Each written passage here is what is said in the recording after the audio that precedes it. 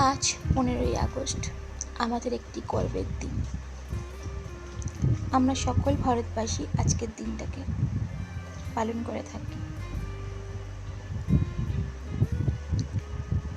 আজকের এই 15ই আগস্টের দিন আমি আমার ব্লগটা পোস্ট করছি, কারণ এই ব্লগটা হচ্ছে আগের দিনের ব্লগ, কিন্তু যেহেতু পোস্ট হচ্ছে 15ই আগস্টে, সেজন্য আমি সকলকে অগ্রিম 15ই আগস্টের শুভ স্বাধীনতা দিবসের শুভেচ্ছা জানাই।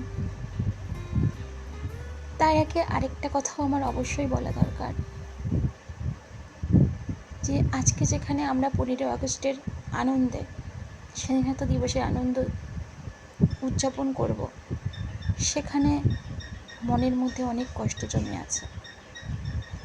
আর সেটা হচ্ছে সেই ছোট্ট বোনটাকে হারানোর জন্য। আমরা সকলেই হয়তো জানি যে আমরা সেই আর্জি করে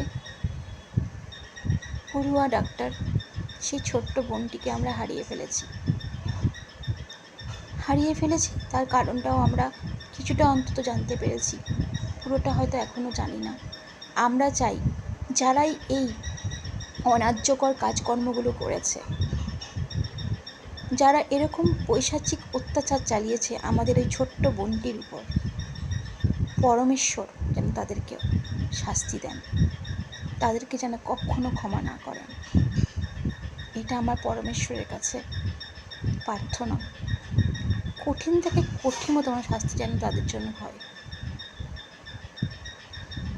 এটা জানিয়েই আজকে আমার ব্লগটা আমি শুরু করলাম। আমার পরিবার, তোমরা সকলে কেমন আছো? আশা করি সকলেই ভালো আছো। আমিও ভালো আছি, মনটা ভালো নেই, তবু তোমাদের জন্য ব্লগটা আজকে শেয়ার করেছি। খুব বেশি বড় হয়নি এই ব্লগটা, যেহেতু স্বাধীনতা দিবসের দিন পোস্ট হবে, তাই অগ্রিম আমি এই কথাগুলো তোমাদের বললাম। আমার যদি কোনো ভুল ত্রুটি থাকে তোমরা ক্ষমা করে দিও, কারণ সত্যি মনটা ভালো নেই। কোনো কাজকর্ম করি, যাই করি না কেন, মাঝে মধ্যে ওই কথাটাই ভেবে ওঠে, চোখের সামনে যেন মনে হয় ভেসে ওঠে সেই কষ্টগুলো, যেটা আমাদের এই ছোট্ট বোনটি পেয়েছে। এর বিচার অবশ্যই হওয়া দরকার। আমরা জানি না কারা আসল দোষী, তাদের যেন অবশ্যই শাস্তি হয়। তো আজকে আমার কাজকর্ম শুরু হয়ে গেছে। সকালে বড়মশাই টিফিন তৈরি করে ওকে টিফিন দিয়ে দিয়েছি। আজকেও খেয়ে যায়নি, কারণ আজকে না একটু লেট হয়ে গেছিলো ঘুম থেকে উঠতে। তো ও বললো চা বিস্কুট খেয়ে চলে যাচ্ছে, আমি টিফিন ওকে করে দিলাম। টিফিনটা ওকে দিয়ে দিলাম, নিতে চাইছিল না, তাও আমি জোর করেই দিয়ে দিয়েছি যে তুমি টিফিনটা নিয়ে যাও। তো তার মধ্যে আমি ভাতও বসাবো, ও চলে গেছে অফিস, ভাতটাও বসিয়ে দিলাম। আর রেশনের চাল না আমার বাড়ন্ত হয়েছে, আমি এবার রেশনের চালটা একটু কমই রেখেছিলাম বাবার কাছ থেকে, বাবা দিয়েছিল আমাকে। প্রত্যেক মাসে যখনই পাই আমি নিয়ে নিই, কারণ আমি ভালোবাসি এই ভাতটা খেতে। আমার না জানি না কেন এই মোটা চালের ভাতটা খেতে খুব ভালো লাগে, মনে হয় যেন পেট ভরে যায়। তো এই জন্য রেশনের চালটাকে ধুয়ে নিচ্ছিলাম। আর একটু পোকাও হয়েছে জানো তো, চালে বেশ পোকা হচ্ছে এখন। কেননা আমি তো খেয়ে নিচ্ছি, জন্য তো রাখছি না, কিন্তু তবুও যেন পোকা হচ্ছে। তো ভালো করে চাল ঠাল ধুয়ে আমি ভাতটা বসিয়ে দিচ্ছি। আর ভাতটা বসানো হয়ে গেলে তারপরে আমি কী রান্না করব সেটা তোমাদেরকে অবশ্যই শেয়ার করছি। দেখো, এখানে আলু, পেঁয়াজ, টমেটো সব কেটে নিয়েছি, আদা রসুন। আজকে হবে ডিমের অমলেট করে ঝোল রাত্রের জন্য, আর হবে ভেন্ডি আলুর তরকারি, আর দুটো ভোলা মাছ রেখেছি আমি। দেখো কত কম, দুটো ভোলা মাছ, যে মাছ দিয়ে যায় সেই ভাইটার কাছ থেকে রেখেছি। তো ভোলা মাছ আলু দিয়ে ঝাল করব। আমি এখন স্নান করতে যাব, স্নানটা করে এসে তারপরে রান্না করব। ভাতটা বসিয়ে দিয়েছি, ভাতটা হয়ে এসছে, তাই ভাতটা নামিয়ে যাচ্ছি। আর আমার না এখন স্নান না করলে ভালো লাগছে না, শরীরটা কেমন যেন হচ্ছে একটা। তো একটু স্নানটা করে নিই, ফ্রেশ লাগবে, তারপরে যা রান্না করার করবো। আর এছাড়া একটাও বেজে গেছে, তো স্নান করে নিলে তো ঝামেলা থাকবে না, নাহলে অনেকটা বেলা হয়ে যাবে। আর ভাতটা হয়ে এসছে, নামাবো। আর কি রান্না করব তোমাদেরকে তো সেটা বললামই। তো চলো স্নান করে এসে আবার তোমাদের সামনে চলে আসবো। কড়াইটা বসিয়ে নিয়েছি, আমি তখন স্নান করে নিয়েছি, স্নান করে এসে রান্না করতে বসে পড়েছি। আর আজকে না কড়াইয়ে তেল দিতে গিয়ে তেলটাও বেশি পড়ে গেছে, আমি তোমাদের আগে বলেছি যে আমরা খুব বেশি তেল খাই না। এবার তেলটা যেহেতু বেশি পড়ে গেছে বলে না আমি না ওই তেলের মধ্যে যতটা পেরেছি অন্যান্য রান্নাগুলো করে নেওয়ার চেষ্টা করেছি। যেমন মাছ ভেজে নিয়েছি, ফার্স্টে মাছটা ভেজে নিয়েছি, মাছ ভেজে নেওয়ার পর তারপরে আলুগুলো ভেজে নিয়ে ভেন্ডি ভেজে নিয়েছি, এগুলো করে নিয়েছি যাতে পরবর্তীকালে অন্য বেশি তেল আর অ্যাড করতে না হয়। আর এখানে না আমি স্নান করতে যাওয়ার আগে না, তোমাদের সেটা দেখানো হয়নি, স্নান করতে যাওয়ার আগে আমি মশলা করে নিয়েছিলাম। মাছ ভেজে এখানে আমি উঠিয়ে রাখলাম, আর এই যে তেলটা ছিল মাছের সেটার মধ্যে আলুগুলো সব ভালো করে ভেজে নেবো, কারণ অনেকটাই তেল ছিল। তো আলুগুলো ভালো করে ভেজে তারপরে উঠিয়ে রেখে তারপরে এর মধ্যে আমি ভেন্ডিটাও ভেজে নেবো, কারণ ভেন্ডি আলু তরকারি করব। আর করব হচ্ছে বলেছি তোমাদেরকে, ভেন্ডি আলু তরকারি করব আর ডিম করব অমলেট করে রাত্রের জন্য। আর আমার মাছের ঝোল আর এই যে আলুর খোসাগুলো রেখেছি, এই আলুর খোসাগুলোকে আমি ভাজা করব। বেশ মোটা মোটা করে কাটা, তো ওই জন্য ভাবলাম ভেজে নিই।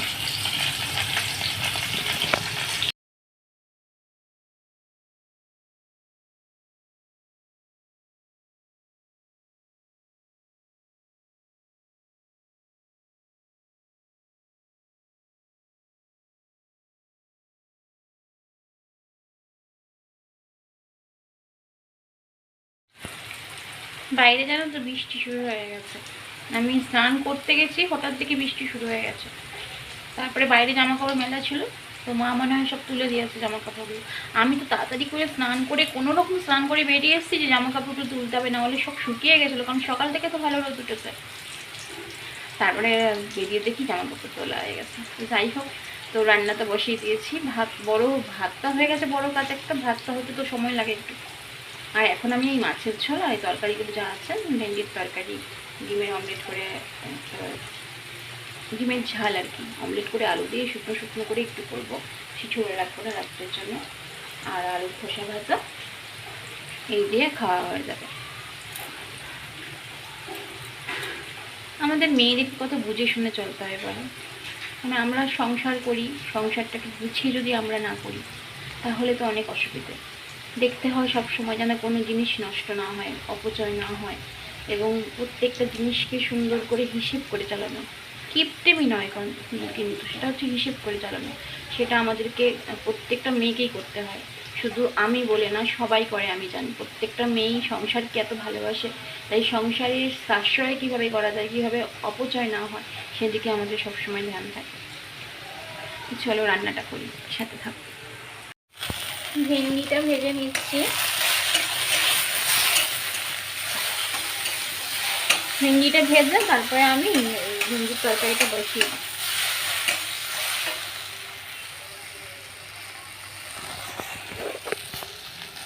দেখো ভেন্ডির তরকারিটা বসিয়ে দিয়েছি, আর এবার আমি বাইরে টেপুকে নিয়ে আসি। চলো টেপুকে নিয়ে আসি, অনেকটা দেরি হয়ে গেছে, কতক্ষণ বাইরে রয়েছে।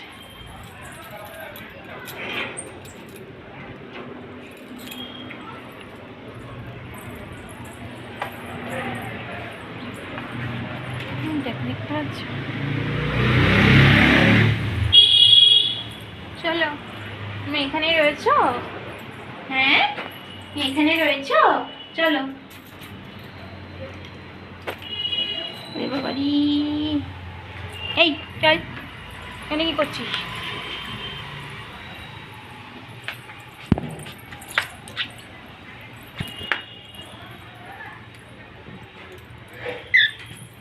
এই তো ঘরে এসে গেছি আমরা, চলো চলো এবার ঘরে। আচ্ছা স্নান তো কখন হয়ে গেছে, কিন্তু চুল তো আঁচড়ানো হয়নি না। চুলটা না আঁচড়ালে না খুব বিরক্ত লাগে দেখবে, চুল আঁচড়ে নিলে হালকা লাগে না মাথাটা, চুলটা আঁচড়ে নিই।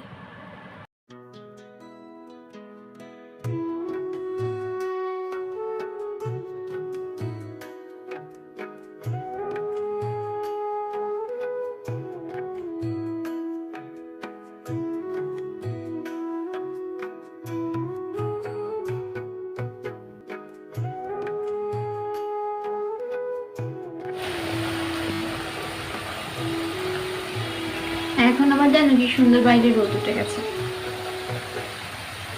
একবার বৃষ্টি একবার রোদ, এই হচ্ছে। চুলটা একটু গুটিয়ে নিয়ে আসি, আর ডিমের মশলাটা কষাচ্ছি। ডিমটা আগে করিনি, লাস্টে আমার মাছের ঝোলটা বসাবো। আমার খুব খিদেও পেয়ে গেছে জানো তো, প্রচন্ড খিদে পেয়েছে। কি সুন্দর রোদটা উঠেছে, আবার মশলা কষে এসেছে।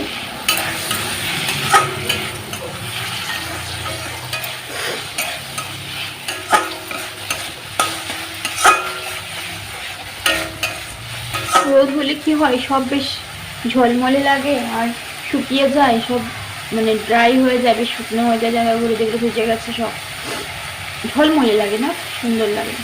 আর বৃষ্টি তো ভীষণই ভালো লাগে আমার, কিন্তু সবসময় বৃষ্টি হলেও তো আবার অসুবিধা। ডিমগুলোকে এখন ছোট ছোট খণ্ড করে আমি ঝোলে দিয়ে দিয়েছি, একটু শুকনো শুকনো হবে।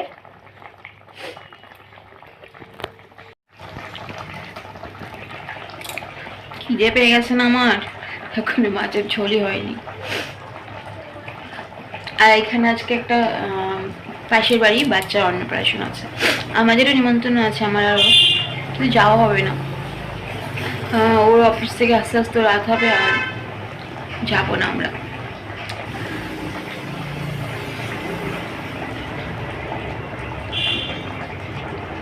আবার অন্ধকার হয়ে গেছে, কখনো অন্ধকার কখনো আলো, এই হচ্ছে, কখনো বৃষ্টি কখনো রোদ। প্রকৃতিও মানুষের মতন না, কখনো মানুষের দেখবে দুঃখ থাকে, কখনো খুব আনন্দ, কখনো খুব কষ্ট, কখনো খুব হাসি খুশি।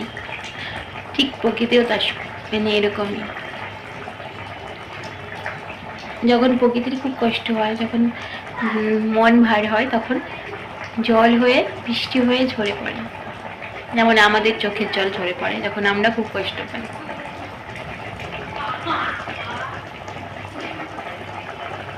এই অনুষ্ঠান বাড়িতে সব খেতে যাচ্ছে, আর আমার খিদে পেয়ে গেছে। ভোলা মাছের ঝালটা করে রেডি, আমার রেডি করে নিলাম, এবার আমি খেয়ে নেব। খেতে বসার আগে তোমাদেরকে এক ঝলক রান্নাগুলো দেখিয়ে দিই। দেখো, মা আমাকে দিয়েছিল ওই কি বলে চাল কুমড়োর ঘন্ট, আলুর খোসা ভাজাটা আমি করেছিলাম, আর এই যে ডিমের ঝাল আলু দিয়ে রাত্রের জন্য করা, আর এই যে ভেন্ডি আলু তরকারি, তো এটা করে নিয়েছিলাম। গুড ইভিনিং, চলে আসলাম আমাদের সামনে আবার সন্ধ্যেবেলায়। দুপুরে খাওয়া দাওয়া করে একটু ঘুমিয়ে পড়েছিলাম, তারপরে ঘুম থেকে উঠলাম, বরমশাইকে একটু ফোন করলাম, তারপরে ও আবার আমাকে পরে ফোন করলো, কারণ ও আজকে একটু খুব ব্যস্ত ছিল, ফোন করতে পারিনি সেভাবে আমাকে। তো এই জন্য আমি দুপুরবেলা জানি ও কাজে ব্যস্ত হয়েছে, জন্য আমি ফোন করিনি আজকে। দুপুরে একবার কথা হয়েছিল, অফিস পৌঁছে গেছে যখন, তারপরে কথা হয়েছিল। তারপরে ও তো প্রত্যেকদিন আমাকে একবার ফোন করে খাওয়া দাওয়ার, মানে একবার বলতে অনেকবারই ফোন হয়, কিন্তু খাওয়া দাওয়ার আগে একবার ফোন করে। তো আজকে বলেছিল খুব ব্যস্ত ছিল, কারণ আজকে ওকে বাইরে একটু সার্ভে করতে যেতে হয়েছিল, তো সেজন্য আমি বিকেলবেলা ঘুম থেকে উঠিয়ে আগে ওকে ফোন করেছি। তারপরে তখন বেশিক্ষণ কথা বলতে পারিনি, তারপরে আবার ফোন করলাম ওকে। আর এখন আমি দেখো কী নিয়ে বসে পড়েছি, যে তালের ঘি, এটা না মা বানিয়েছিল, তো ওর জন্য রেখেছিলাম, তো বললো খাবে না, আমি খেয়ে নিই, নষ্ট করে লাভ নেই। কোনো জিনিস নষ্ট করতে খুব খারাপ লাগে বলো, অপচয় কেন করবো, খেয়ে নেবো।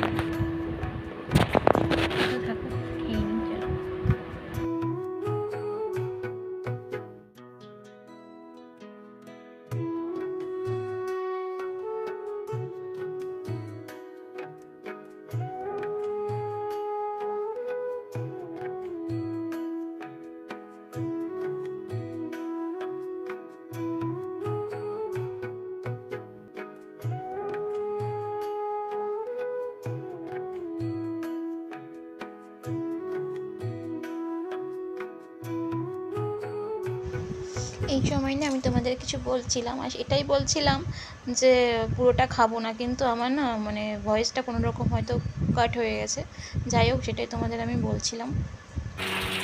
ট্রেন থেকে নেমে গেছে, আসার সময় হয়ে গেছে বাড়িতে ওর। আর কি জোর বৃষ্টি নেমেছে, খুব জোর বৃষ্টি হচ্ছে জানো, খুবই বৃষ্টি হচ্ছে। যাক, আজকে আর ভিডিওটা বড় করছি না, ভিডিওটা আজকে খুব বেশি বড়ও হবে না। তো বাড়ি আসার সময়ও হয়ে গেছে, আমি এবার এখানেই ভিডিওটা শেষ করবো। আর ভালো বৃষ্টি হচ্ছে, ট্রেন থেকে নেমে গেছে, আর আমাদের বাড়ি থেকে স্টেশন বেশি দূর নয়। ফোন করলো, তাই আমি বললাম ফোনটা রাখো, কথা বলতে হবে না, বৃষ্টি পড়ছে। তো এক্ষুনি চলে আসবে, কিন্তু বৃষ্টি নেমেছে তো কি জানি কী করবে। তো ঠিক আছে, আজকে ভিডিওটা আর বড় করছি না, চলে আসবো অন্যদিন অন্য কোনো ব্লগ নিয়ে। সবাই লাইক কমেন্ট শেয়ার করতে ভুলো না। আর যারা সাবস্ক্রাইব করেনি এখনও, আমার পূর্ণতার স্বপ্ন ডায়েরি ব্লগ চ্যানেলটাকে সাবস্ক্রাইব করে দিও। তো আজকের মতো ব্লগটা এখানে শেষ করি। সবাই ভালো থেকো, সুস্থ থেকো, টাটা, শুভরাত্রি।